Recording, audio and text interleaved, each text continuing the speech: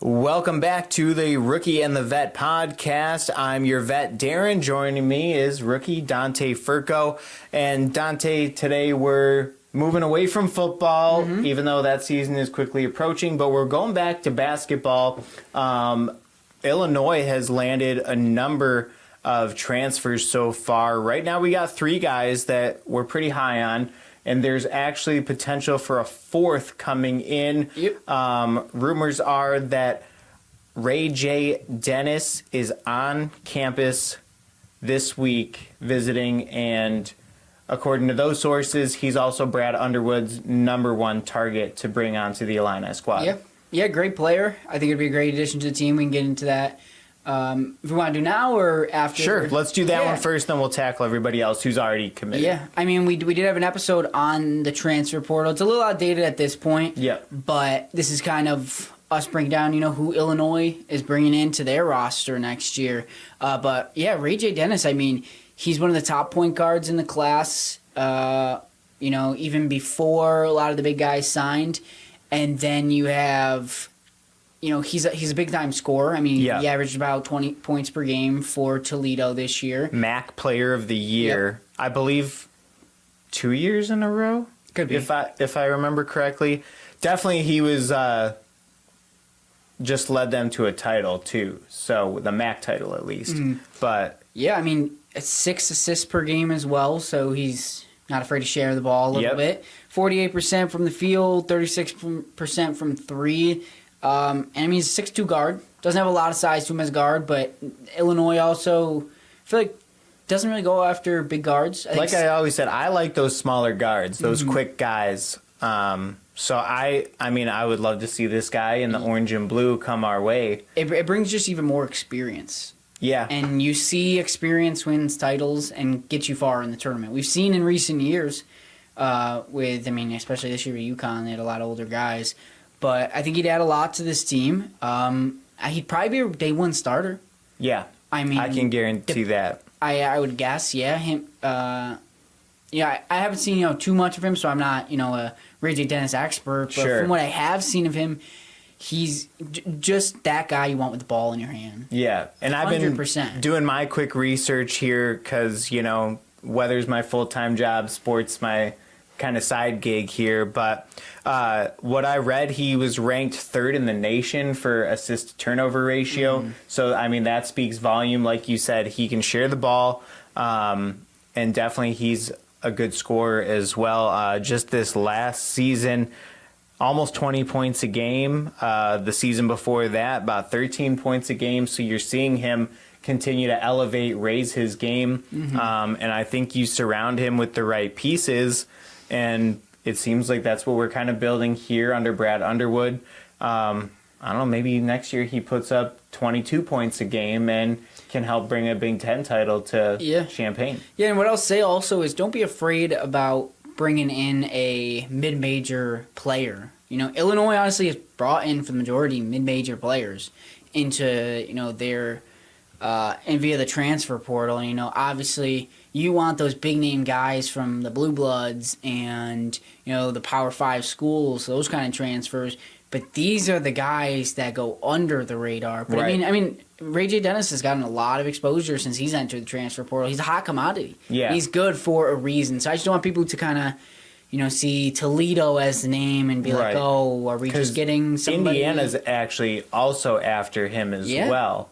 And putting him in their backcourt would make them still a very strong contender for a Big Ten title next year. Yeah, and it's that shows he's a good player. Yeah. Indiana, the big school's after him. You want him. Brad Underwood wants him. At this point, I want him. Just adds more depth to this Illinois team, especially after losing Jaden Epps, Sky Clark. They do have Sincere Harris back, and Justin Harmon, who we'll talk about soon, at the guard position. But it just only adds more firepower and offense to an Illinois team that has Luke Goody coming back, has Sincere Harris coming back, Ty Rodgers, but losing since Terrence Shannon Jr. and Coleman Hawkins most likely to the NBA, adding a guy like him would be even more explosive because you need a leader.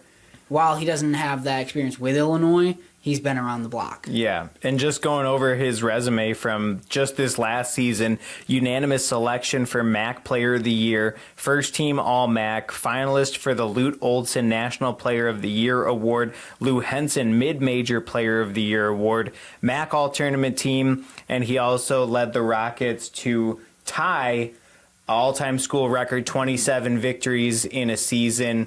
So again, I think, he's a great player. He's hungry, and I think you bring him into a Power 5 school like Illinois, you put the pieces around him that he needs to succeed, and I think, again, these other players that we're kind of talking about are going to be that potential for him. I think a lot of success if he happens to come this way. Yeah, and then moving on to players that have already committed and officially announced their transfer to Illinois, and we'll build off, as we just mentioned, Justin Harmon. Guard. He's a 6'4" guard from Utah Valley, also from the Chicago, Illinois area, so he could be a great hometown story, if he's able to succeed for Illinois. He's someone where I'm not sure necessarily if he'll be a day one starter come October, November, but I think he definitely has a chance to be alongside if they were to get Ray J. Dennis as well as Sincere Harris. But Harmon, 14 points per game for Utah Valley, shot 45% in the field. They ended up losing in the NIT championship to, I think, UAB maybe. North Texas. Was it? I forget. Yeah. I don't watch too much of the NIT. Yeah, it kind of slips under the radar a little bit, but basketball's basketball. Love watching, good competition. They went far, that's all I know. Yep. But he definitely would be a great addition to Illinois team. Another guy with experience in college basketball. Yes, it's a mid-major school on the lower end of the mid-major too, but he's here for a reason. Right, and again, I like the not necessarily hometown guys because they're not from Champaign, but home state. Like, this is where you're from. These are the fans you want to play in front of. And that was one thing we kind of discussed in our previous episode was going home and playing for that team. And I definitely think, if you can add him to that roster, like you said, his resume is very impressive. He's young, only 2 seasons so far. So if he came to, he is coming to Illinois. But has another, 2-3 years that he's able to put on? I'm trying to think, because he would have been right after the COVID year. Yeah, so that's why I was unsure about that. Yeah, so but at least 2 years. At least 2 years of eligibility left. And hopefully in Illinois for both those 2 years. Yeah. And, after his first. Yeah, I think he brings a lot to the team. Yeah.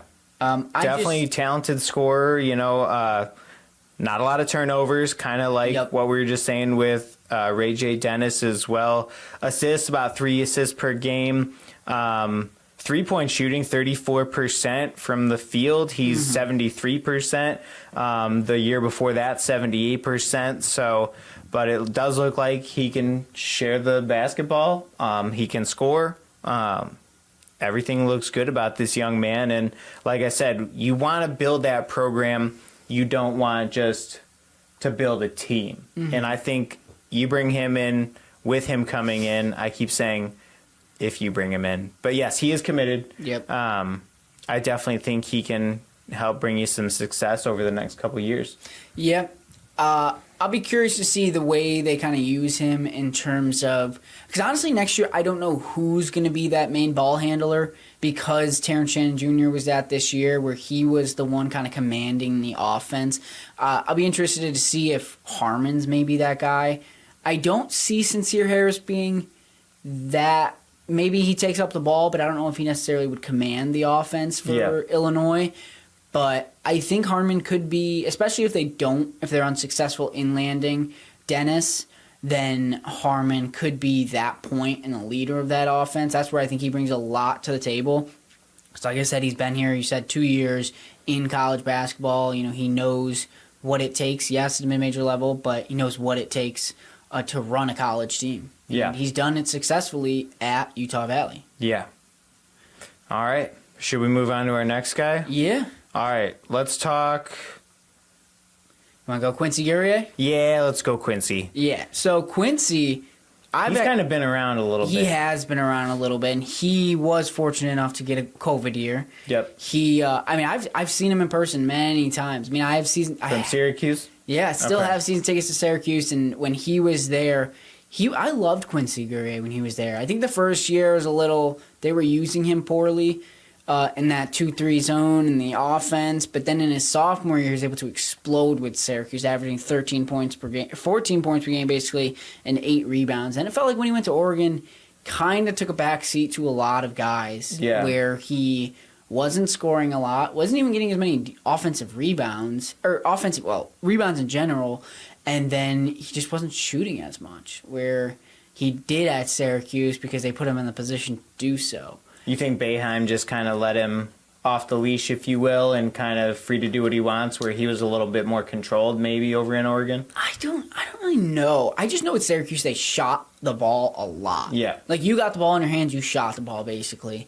That was also the year they went to the Final Four. Is it Elite Eight or Final Four? I think it was the Elite Eight, and they went on this huge run, and Quincy Guerrier was the biggest reason that happened, that they were able to make that run. I think that was that year. But Quincy brings height to this team, which is huge, and I've been saying all offseason they need a tall, big man, not, a buff Kofi Coburn-like big man, which is kind of like Dane Danger. He's only 6'8", which I think Illinois would have benefited from bringing somebody in a little 6'10", 6'11". But, I mean, I would assume he's going to be in that starting lineup come day one. I mean, I would assume a lot of these guys that we're talking about today are going to be starters, or at least going to be having a pretty big impact once they hit the hardwood here in Illinois. But, I mean, like you said, his Syracuse record looks great. It just something happened in Eugene where he kind of just fell off a little bit. I mean, still pretty good numbers, but not near what he was doing over in Syracuse. What I will also say is, while he's not the best three-point shooter, I know he shot like 35% from three, but I know he had a limited amount of takes. He can shoot from three. Okay. Like, he's a guy who can pop out onto the wing and shoot a three. Especially when you have a guy like Dane Danger that will be in the middle, clogging up the paint. A guy like him is going to be perfect on the wing. He's not somebody you're going to want taking a bunch of threes, but if he's open, he's probably going to knock it down. Okay. Which I think is huge for them because they've had games where they struggle to shoot, and he's just another guy that can give you options. But, yeah, I like Quincy. I think it's a good ad. Okay. Question is, how much how much does he have left in the tank? Yeah. I'm wondering. 4 years in college basketball, going on to his fifth. I'm wondering how much he has left in the tank. I will also say, this being his final year of eligibility gives him something to prove, though, too. Mm-hmm. So, I mean, he could just lay it all out there. Nothing to lose, essentially. This is kind of his final go-around, if you will. And, again, a lot of these guys looking to go to that next level. Mm-hmm. So, I mean, I think he's going to start. I would like to see him start to bring those Syracuse numbers back. And, again, we get all these other pieces around. People sharing the ball. I think opportunities for everybody. Yeah, what I will say, too, with Quincy is finally Illinois was able to land him. So Illinois went after Quincy Guerrier, went out of high school. Okay. Didn't get him. He chose Syracuse. Then when Quincy decided to go in the transfer portal from Syracuse, Illinois was another one of his top 3 schools. Didn't get him again. And then he entered the transfer portal for Oregon. And if Illinois didn't get him again, that would just be something. Because the amount of times Brad Underwood has gone after him and missed him. But, he was able to seal the deal this time. I mean, I would hope... obviously Underwood's seeing something in this kid that he really likes and he thinks would be big addition for Illini basketball. If I had to guess, Brad Underwood's got a great basketball mind. I'm sure he sees something in Quincy that, I mean, not that we don't see, but that he feels like he, has what it takes to put Quincy on, the highest platform possible to succeed and bring that success to Illinois. Okay. All right, and our fourth and final guy, we're talking Marcus Domask. Mm-hmm. And I actually really like this guy. not from Illinois, but he's from Wisconsin, but he's been playing ball down at Southern Illinois for the Salukis. This guy, again, forward, another kind of big guy, 6'6", 215. And this is his final year, it looks like, too. Yes. But he has been very consistent. Freshman year, averaging about 14 points a game. Sophomore year, 16. Junior year, 15. And then this most recent season, almost 17 points a game. So he looks really good. Some of the film that I've seen on this guy, very good catch and shoot three-point ball. Shoots about 36% from three-point land. And, you pair him up with Mr. Harmon over here, and I think you got a pretty lethal combo with those two. Oh, yeah. And I'm a big fan of him because he gives, I hate to say this because nobody should compare to this player, but he gives me Klay Thompson vibes. He's able to pull up and shoot. I can see that. He's able to drive a little bit, pull up and shoot. I like this addition for Illinois. My big question is he's a very similar player to Luke Goody. Yeah. Very similar player to Luke Goody. Size, stature, the way they shoot. Can you have them both starting in the same lineup? Maybe. That's what I'm wondering. Especially, too, when you add in Quincy into... I'm going to assume Quincy's going to be a starter, and Dane, if you want all that size. Because that's where I think Illinois went wrong Sometimes this year. you need size, Of course. And then sometimes you need to go small. Yeah. But I mean, I will say, you get him, Luke Goody. I mean, just kind of picturing that on the floor. Mm-hmm. I mean, yeah, I think who do you guard, and like who's the mismatch? If you're that defense. Yeah, but I could definitely see those two being like the Illinois Splash Brothers. Yeah. In a way. And we didn't get to see the full Luke Goody this year. No. We did not. He had that foot injury. Came like about February, right before, tournament play. I believe he made his return at against Michigan. And we didn't see a lot of him. And, I mean, it takes a little bit to get into a rhythm and be able to knock down shots like Luke Goody can. Yeah. But... I feel like he wasn't back to that 100% fully, like maybe 80 to 90% there, but I think he wanted to come back, but something was still kind of holding him back a little bit. And I mean, he'll be one of the top. Matthew Meyer was that, with air quotes, lockdown shooter for Illinois this year, where he was the one that was taking all the threes, and that's what I think Luke Goody would be this year. And then you add in Domask into the rhythm, and I think they're going to be good. Those two, I think it's going to be a great combination. I'm just curious to see, can you have them on the same starting lineup? That's what I'm not sure. I mean, I don't know basketball. And I will say, like Brad Underwood. I can say, and getting into Brad Underwood's mind is a whole nother ordeal. But I mean, that was one of Illinois' biggest drawbacks this year was their 3-point shooting. And I mean, just some of the games I was at, it was not good. Mm-hmm. And so we add these guys who can hit those long shots. I mean, why not just see what happens if you got both these guys on the field at the same time with each other?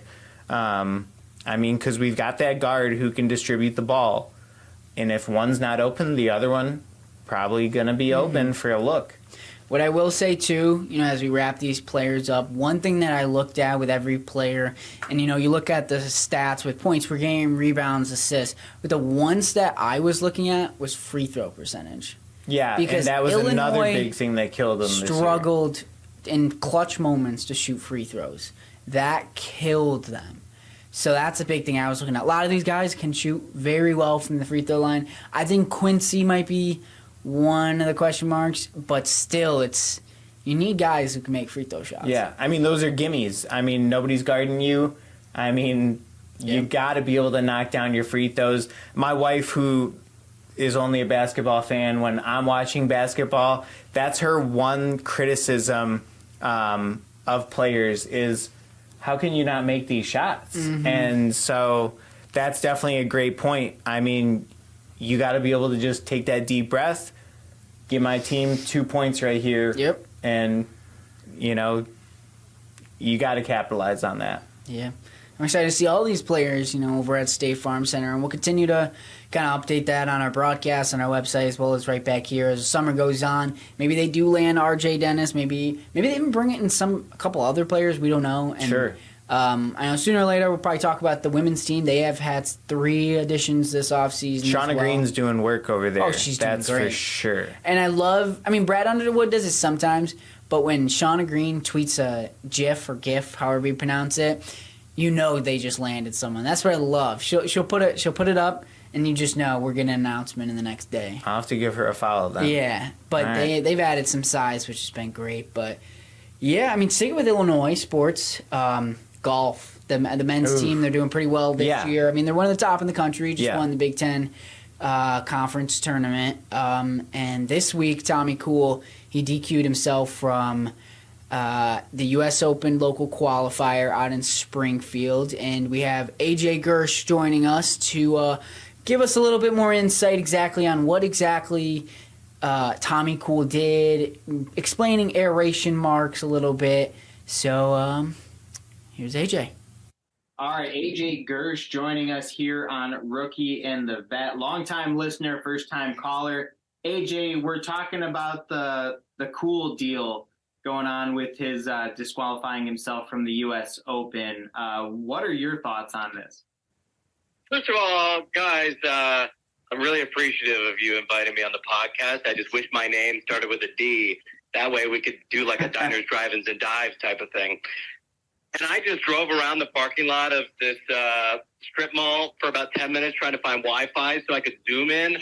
But I'm happy to be here by voice only. I wanted to talk golf, especially I texted Dante. I was like, man, this situation just absolutely sucks. My heart is broken for Tommy Kuhl, especially knowing Illini Country Club and how challenging that course is to begin with, especially putting up a 62 at by far the most challenging course in Springfield. I'm not sure about the entire central Illinois region, but of all the courses that I've played in central Illinois, it is by far the toughest.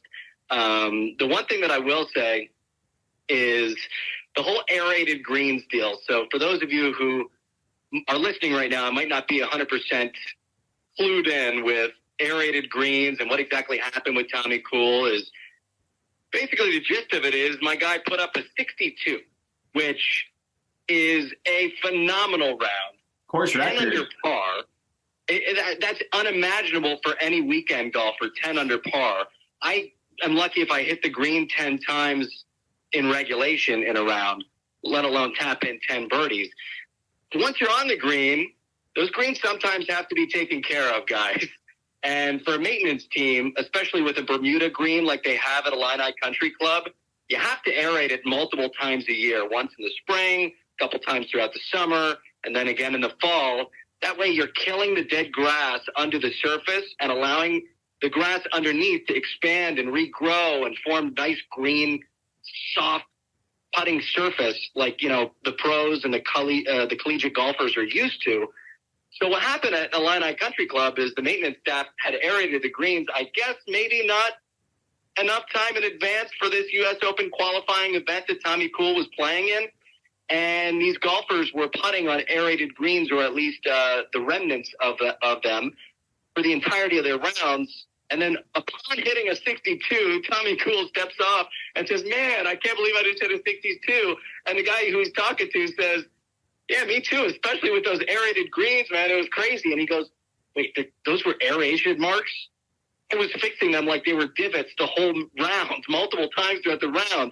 And I guess his heart just sunk. I know, Dante, you talked to him this week, and it's just a heartbreaking situation. But it goes to show you the character of a guy like that who can own up to his mistakes. Yeah, it's against the rules. It really stinks that it's against the rules, and any average golfing fan will say, you know what, screw that. The 62 is the 62.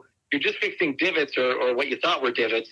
But, he knew it was against the rules. He went up to the ruling official, said, you know what, I was fixing the aeration marks as if they were divots, and he was disqualified, virtually taking him out of the U.S. Open, which is a life-changing experience for anyone, let alone a guy who's knocking on the door of becoming a PGA professional. It shows his character, no doubt. Especially, I will say, I do believe that Tommy Kuhl is a two-time All Big Ten Sportsmanship Award winner. Mm-hmm. And it's just interesting, you know, Tommy Kuhl, he's a guy who, he's next up in golf. There are only a handful of collegiate golfers who are ranked higher than him. I believe I think he's 5th or 6th ranked in the country. One of those golfers ranked ahead of him is his teammate, by the way, de Chassard.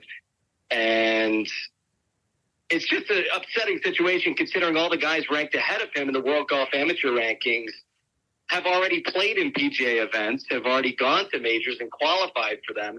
And what I will say is that he will definitely be on the major stage at one point. Knowing him, it's just a shame that that won't happen this U.S. Open season.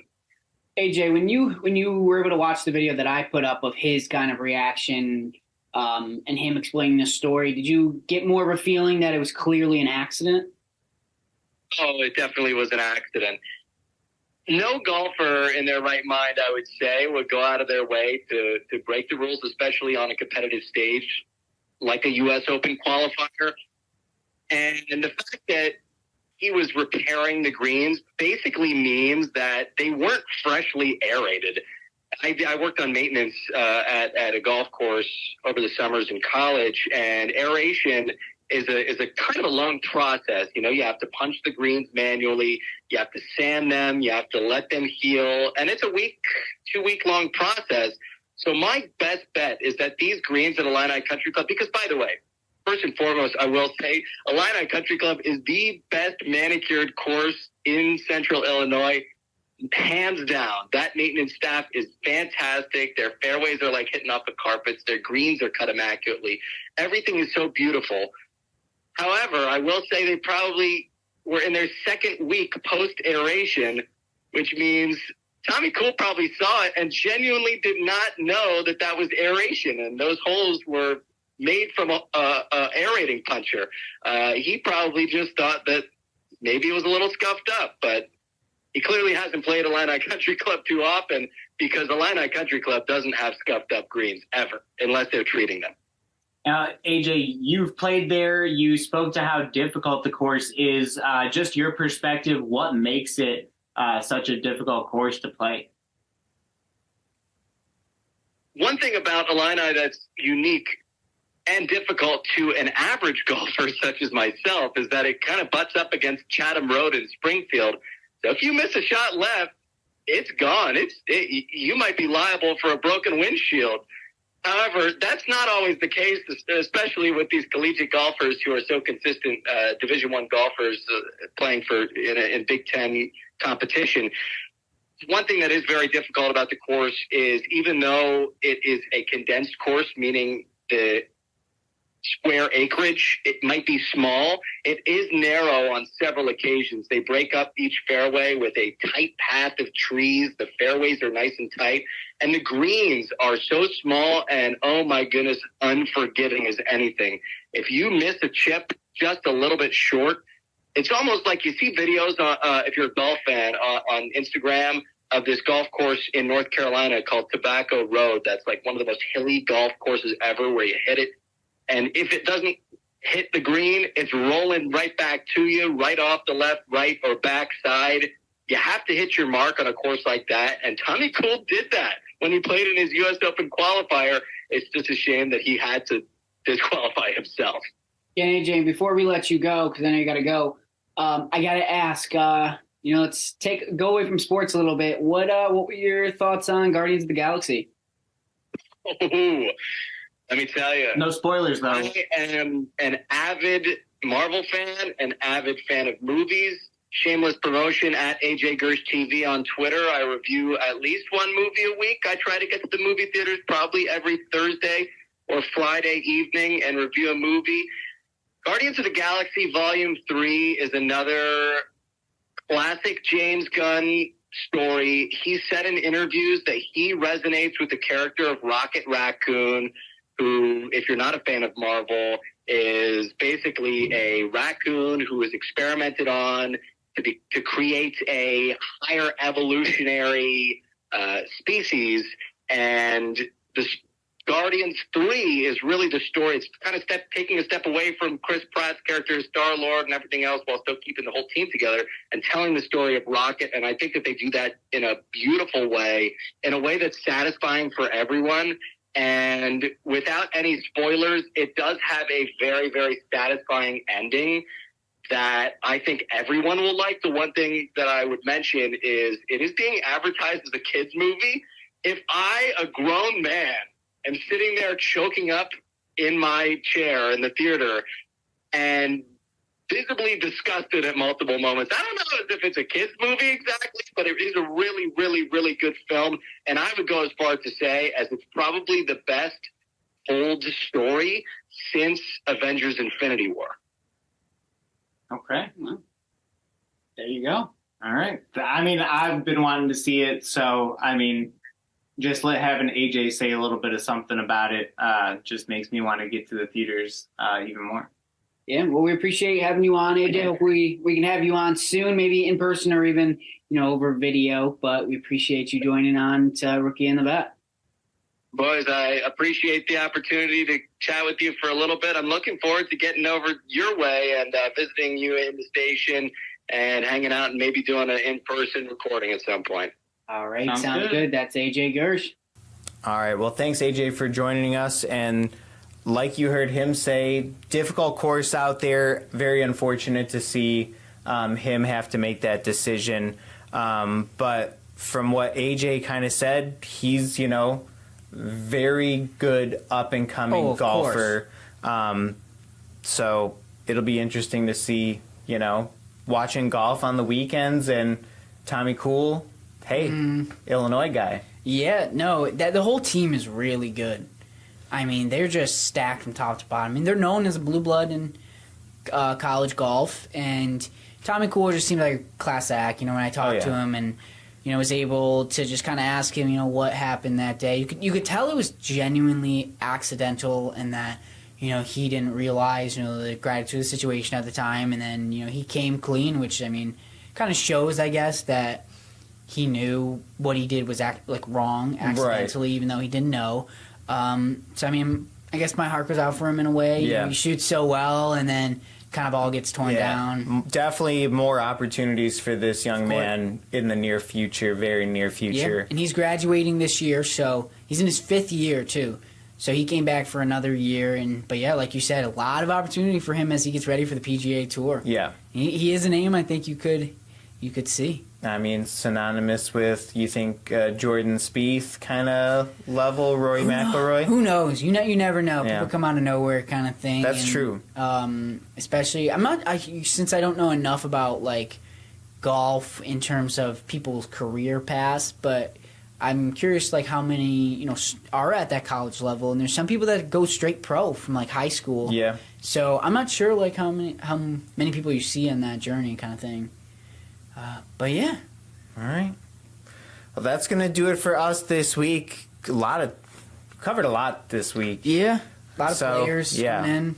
Basketball all the way to golf. So interested to see what we come up with for next week. And you can join us here on Rookie and the Vet. That is on Apple Podcast, Spotify, wherever you get your podcasts. You're a better expert on the podcast thing than me, but really, wherever you get your podcast, check us out. Give us a follow on Twitter. I'm at Dante Furco. I forget what your... I'm Darren Leeds Weather or Darren Leeds WX. Yeah, WX. You search Darren Leeds, you'll find me. Yeah, but we're always tweeting sports. I've had a lot of good stories this week. We had a story on a local athlete. She's designing her cleats, donating to cancer. Yeah. So that's a great read up on our website. And then also a few local athletes around the area getting ready for postseason sports. So a lot on the table for us, and excited to keep going here on Rookie in the Vet. And it was awesome having AJ on. Hopefully we can more bring in guests. more I people. love having the guests. Yeah. First guest, or technically second guest, because we had Broker last week. But want to get somebody in studio here with us. We'll make it happen. Calling out Nick. Nick Patrick? Yes, call him Nick Patrick. I'll call him in. He's got the baby, so we'll have to see if we can get him over here. Yeah, maybe we'll have 2 guests that day. Yeah. So, all right. Well, that'll do it for us. I'm Darren Leeds. And I'm Dante Furco.